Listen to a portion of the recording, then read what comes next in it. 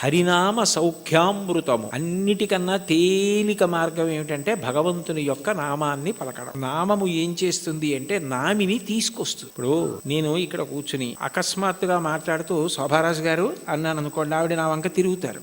ఎందుకని? నామము నామిని ప్రతిస్పందించేటట్టు చేస్తుంది. భగవంతుని నామము ఒకటే ఉండాలి కదా. ఇప్పుడు నాకు కోటేశ్వరరావు అని పేరు, అంతేకాని నాకు సహస్రనామాలు ఉండవు కదా. అంటే నామములు బాలసారి చేసి పెట్టిన పేర్లు కవు, నామములు గౌణములు. నిర్గుణుడైన భగవంతుడు ఒక్కొక్క గుణాన్ని ఆవిష్కరించినప్పుడు ఒక్కొక్క నామము కింద మారుతుంది. ఉదాహరణకి స్థాణుహు అన్నాను అనుకోండి.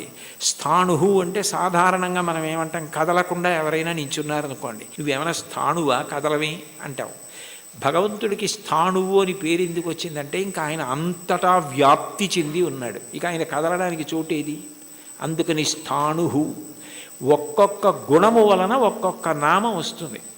మీరు ఏదో ఒక్క నామాన్ని ప్రీతితో పట్టుకున్నారనుకోండి, ఆ నామం పలకడం అలవాటు అయిపోయింది అనుకోండి, కష్టం రానివ్వండి, సుఖం రానివ్వండి, ఏమవనివ్వండి, ఆ నామం పలకడం అలవాటైతే కలియుగంలో దానికి ఒక సౌలభ్యం ఉంది. కలియుగంలో అన్నిటికన్నా తేలిక ఏమిటంటే భగవన్నామం పలకడం. భగవన్నామం పలకడానికి ఎవరు బాగా అలవాటు పడిపోతారో వాళ్ళు ఆ నామిని దగ్గరికి తెచ్చుకోగలుగుతారు. ఆయనే వాళ్ళకి సమీపానికి వస్తాడు. వచ్చి వాళ్ళు తరించడానికి కారణం ఆయనే చూపిస్తాడు.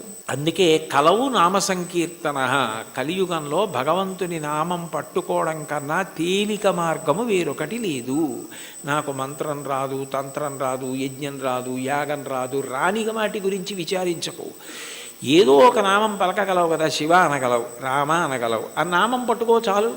అది ఒక్కటి పట్టుకుంటే అది రెండు ప్రయోజనములు చేస్తుంది. ఒకటి, నువ్వు చేసిన పాపములు ఏవి నిన్ను ఈశ్వరుణ్ణి చేరకుండా ప్రతిబంధకంగా నిలబడతాయనుకుంటున్నావో వాటిని తీసేస్తుంది.